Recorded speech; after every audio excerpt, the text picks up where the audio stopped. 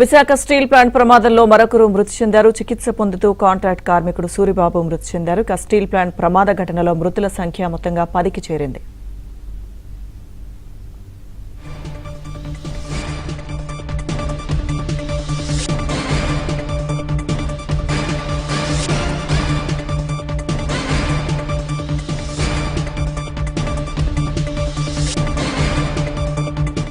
Visakha steel plant ప్రమాదంలో గాయపడిన మరో కార్మికుడు మృతి చెందాడు. చికిత్స పొందుతూ కాంట్రాక్ట్ కార్మికుడు సూరిబాబు చనిపోయారు.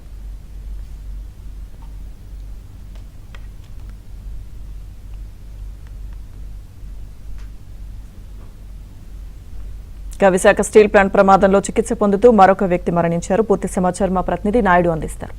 నాయుడు, లక్ష్మీ దుర్గా కొద్దిసేపు క్రితమే కాంట్రాక్ట్ కార్మికుడు గోకివాడ సూరిబాబు సెవెన్ హెల్త్ ఆసుపత్రిలో చికిత్స పొందుతూ మృతి చెందాడు. ఆయనకు భార్య వరలక్ష్మి, అలాగే పిల్లలు లోకేష్, పరిమిళ ఉన్నారు. ఇద్దరు ఆడపిల్లలు కూడా ఉన్నారు. అయితే దాదాపుగా 90% గాయాలతో సూరిబాబు కాలిపోయినటువంటి పరిస్థితి. అయితే ముందు పైడిరాజు కన్నా ముందు సివియర్ గా ఉన్నటువంటి కండిషన్ ఎవరిదైతే ఉందో సూరిబాబుదే ఉండేది. బట్ ఇన్ని రోజుల పాటు ప్రాణాలతో కొట్టుమిట్లాడినటువంటి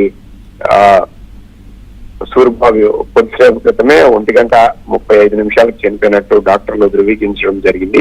ప్రస్తుతం అయితే సెవెన్ హిల్స్ లో ఉన్నటువంటి మృతదేహాన్ని మరి కాసేపట్లో మార్చరీకి తరలించి పోస్ట్ మార్టం పూర్తి చేసి అక్కడ పూర్తి స్థాయిలో వాళ్ళ కుటుంబ సభ్యులకు అప్పగించేటువంటి అవకాశం అయితే ఉంది.